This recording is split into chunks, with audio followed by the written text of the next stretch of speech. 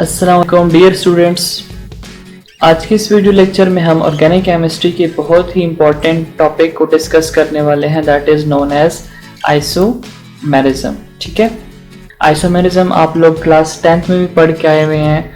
अब यहाँ पे सेकेंड ईयर की केमिस्ट्री में अगेन गिवन है, लेकिन यहाँ पे थोड़ा सा क्या है, इसकी टाइप्स गिवन है और एक्सप्लेनेशन जो है वो बहुत ज़्यादा हुई है।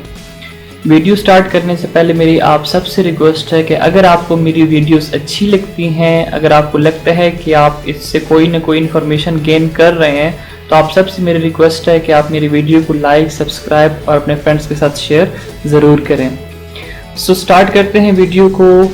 The compound that have the same molecular formula but different chemical structures are called isomer, और इस फिनोमेना को हम कहते हैं आइसोमेरिज्म। इसका मतलब क्या है? इसका मतलब ये है कि अगर हमारे पास है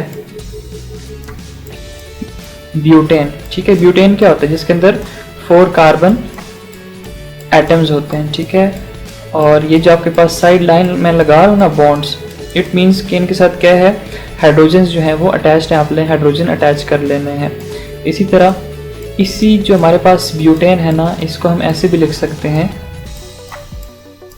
इस फॉर्म में, ठीक है। जो हाइड्रोजन्स हैं उनके लिए चलें, इसमें मैं और कलर के साथ आपके लिए रिप्रेजेंट कर रहा हूँ। तो याद रखें कि कार्बन जो होता है ना, इसके पास वैलेंस में 4 इलेक्ट्रॉन होते हैं, तो इसका मतलब है कि ये 4 बॉन्ड जो है टोटल बना सकता है। आपने करना क्या है, आपने यहाँ पे हाइड्रोजन जो है वो ऐड कर लेना। चलिए यहाँ पे मैं ऐड कर लेता हूँ, लेकिन नेक्स्ट जो मेरी वीडियो लेक्चर्स होंगे ना, वहाँ पे मैं सिर्फ बॉन्ड लगाऊंगा, तो आप समझ जाएं कि इसका मतलब है कि यहाँ पे क्या है, हाइड्रोजन एटम जो है वो ऑलरेडी अटैच्ड है, ठीक है। सो ये आप देख रहे हो ना कि मैंने आपके सामने 2 स्ट्रक्चर ड्रॉ किए हैं।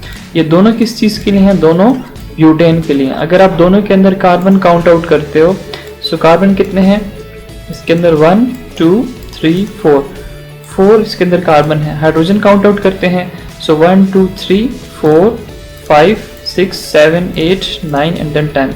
इसका मतलब है कि हाइड्रोजन इसके अंदर कितने हैं? 10 है। इसके अंदर जो सेकंड मैंने आपके लिए फार्मूला बना दिया है, लिखा है, इसमें हमारे पास है 1 2 3 4। अगेन कार्बन इसके अंदर भी 4 है, हाइड्रोजन काउंट करते हैं 1 2 3 4, यहाँ पे ये 5 6 7 8 9 10। यहाँ पे भी हमारे पास हाइड्रोजन क्या है? 10 है। तो इसका मतलब क्या हुआ है कि दोनों का मॉलिक्यूलर फार्मूला क्या है? सेम है, C4H10, लेकिन इनके अगर आप स्ट्रक्चरल अरेंजमेंट देखो तो वो क्या है, एक दूसरे से डिफरेंट है। यहाँ पे देखिए बिल्कुल स्ट्रेट चेन में है, यहाँ पे देखो ये चेन बना हुआ है, लेकिन इसकी क्या है, एक ब्रांच निकली हुई है, जिसको हम केमिस्ट्री में क्या कहते हैं? सब्स्टिट्यूएंट बोलते हैं, ठीक है। जो ब्रांच निकलती है ना किसी भी पेरेंट चेन से, उसको हम सब्स्टिट्यूएंट बोलते हैं। सो आइसोमेरिज्म क्या है कि वो फिनोमेना है जिसमें किसी भी मॉलिक्यूल का जो है ना, किसी भी कंपाउंड का मॉलिक्यूलर फार्मूला सेम होता है, लेकिन उसकी जो स्ट्रक्चरल अरेंजमेंट होती है या स्ट्रक्चरल फार्मूला जो होता है ना, वो डिफरेंट होता है। सो ये दोनों जो है एक दूसरे के क्या हैं? आइसोमर हैं। और इस पूरे फिनोमेना को जो हम पढ़ते हैं, इसको हम कहते हैं आइसोमेरिज्म। अच्छा, अब इसकी जो है ना डिफरेंट टाइप्स होती हैं। जब हम टाइप्स पढ़ेंगे तो हम मजीद जो है ना इसको एक्सप्लेनेशन के साथ पढ़ेंगे। Since isomer have the same molecular formula, the difference in their properties must be due to their different modes of combination or arrangement of atoms within the molecule.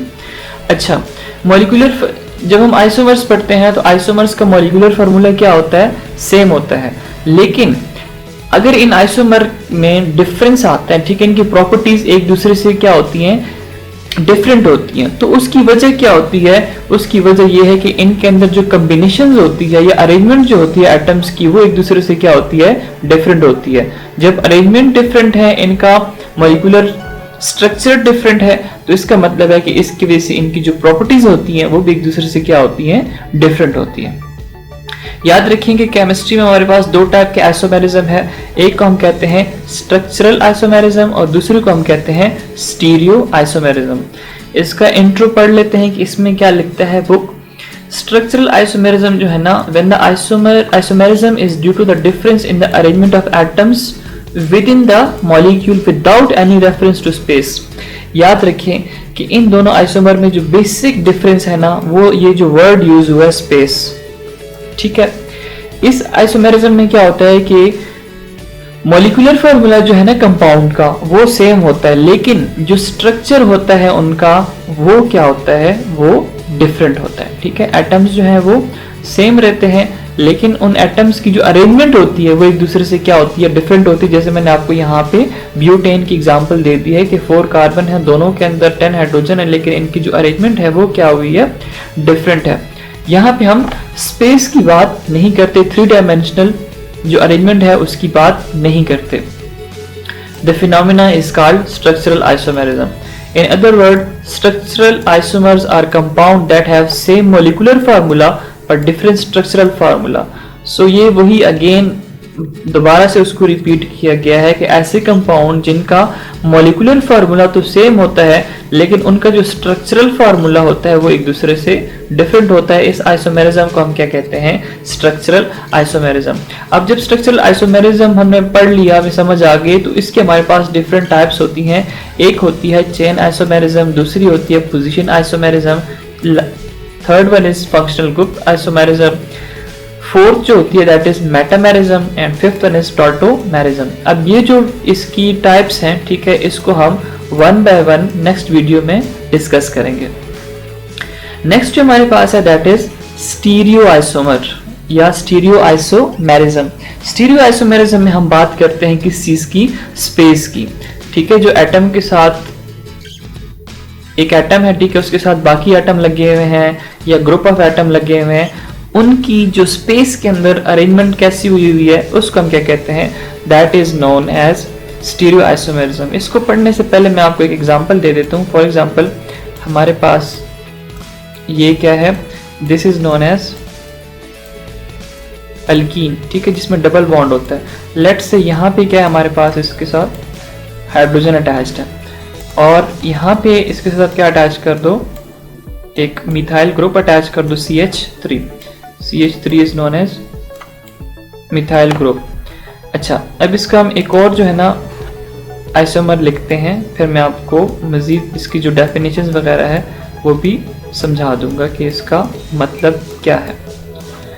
अब अगर आप इनको देखें तो आपको शायद कुछ ना कुछ डिफरेंस जो है ना वो फील हो रहा होगा। वो डिफरेंस जो है वो क्या है, वो आप विजुलाइज करें, मैं लिख के फिर आपको समझाता हूँ। अच्छा, इसमें जो हमारे पास है ना, अगर आप देखो तो इस डबल बॉन्ड के अबव, ठीक है, ऊपर क्या है, दोनों साइड पे हाइड्रोजन अटैच्ड है, लेकिन इस डायरेक्शन में हमारे पास क्या है, स्पेस में जब हम इसकी अरेंजमेंट देखते हैं तो मिथाइल ग्रुप जो है दोनों डाउनवर्ड डायरेक्शन में है। लेकिन अगर हम इससे जो नीचे मॉलिक्यूल हमने बनाया है इसको हम देखते हैं तो ये क्या हुआ, यहाँ पे देखें ये ऑपोजिट डायरेक्शन में है। हाइड्रोजन अगर एक टॉप डायरेक्शन में है तो दूसरा बॉटम में है। इसी तरह मिथाइल ग्रुप अगर एक ऊपर की तरफ है तो दूसरा नीचे की तरफ है। सो इसका मतलब है कि यहाँ पे जब हम स्टीरियो आइसोमेरिज्म को पढ़ेंगे तो हमने क्या करना होगा, हमने 3 डायमेंशनली इन मॉलिक्यूल्स को देखना होता है, इन कंपाउंड्स के स्ट्रक्चर को देखना होता है। यहाँ पे हमारे पास क्या होती है, स्पेस की अरेंजमेंट होती है, यहाँ पे हम स्पेस को कंसिडर करते हैं। तो जब भी आप स्टीरियो आइसोमेरिज्म की डेफिनेशन लिखो तो आपने स्पेस को मेंशन करना नहीं भूलना, लाजमी आपने स्पेस जो वर्ड है इसको मेंशन करना है। So when isomerism is caused by the different arrangement, orientation of atoms or group in space, the phenomena is called stereoisomerism.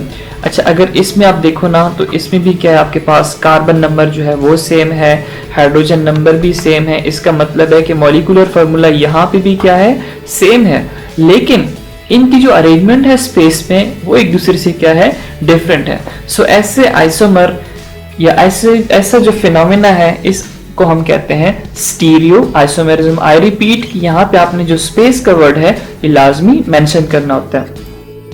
The stereo isomer have the same structural formula, ठीक है, या जैसे मैंने आपको बताया ना कि इनका स्ट्रक्चरल फार्मूला क्या होता है, सेम होता है, लेकिन होता क्या है, but differ in the arrangement of atom in space. देखिए स्पेस का वर्ड जो है वो बार बार यूज हो रहा है, तो आप लोगों ने भी इसको याद करना है कि स्पेस में इनकी अरेंजमेंट जो होती है वो एक दूसरे से डिफरेंट होती है। In other words, stereoisomer is exhibited by such compounds which have the same structural formula but differ in configuration। ठीक है, exhibited का मतलब शो करना। कहता है कि हम ये भी कह सकते हैं कि जो हमारे पास स्टीरियो आइसोमेरिज्म होती है वो किन कंपाउंड में ओरिजिनेट होती है या पाई जाती है, जिनके अंदर क्या होती है, कॉन्फ़िगरेशन डिफरेंट होती है। उनका जो स्ट्रक्चरल फार्मूला होता है वो सेम होता है, लेकिन उनकी जो कॉन्फ़िगरेशन होती है वो सेम होती है। अब कॉन्फ़िगरेशन को ये कैसे बता रहा है कि वो क्या होता है? Configuration refer to 3 dimensional arrangement of atom that characterises a particular compound. तो जैसे मैंने आपको पहले बताया स्पेस के बारे में, जो कॉन्फ़िगरेशन का वर्ड है यूज किया जा रहा है किस चीज के लिए? 3 dimensional arrangement of atoms in space. ठीक है, अब जो स्टीरियो आइसोमेरिज्म है, जैसे आपके पास स्ट्रक्चरल आइसोमेरिज्म है ना, इसकी 5 टाइप्स हैं। तो जो स्टीरियो आइसोमेरिज्म है ना, इसकी 2 टाइप्स होती हैं। एक हमारे पास होता है ज्योमेट्रिकल आइसोमेरिज्म, या इसको हम क्या कहते हैं, सिस ट्रांस आइसोमेरिज्म भी कहते हैं। दूसरा जो हमारे पास होता है दैट इज ऑप्टिकल आइसोमेरिज्म। अब ये ज्योमेट्रिकल आइसोमेरिज्म क्या होते हैं, ऑप्टिकल आइसोमेरिज्म क्या होते हैं, that we will discuss in upcoming video lecture. ठीक है, स्टे कनेक्टेड। अगर आपको इस टॉपिक में कोई भी इशू है तो आप कमेंट सेक्शन में पूछ सकते हैं। बाकी जो है हम इसको मजीद नेक्स्ट लेक्चर में डिस्कस करेंगे। Thanks for watching.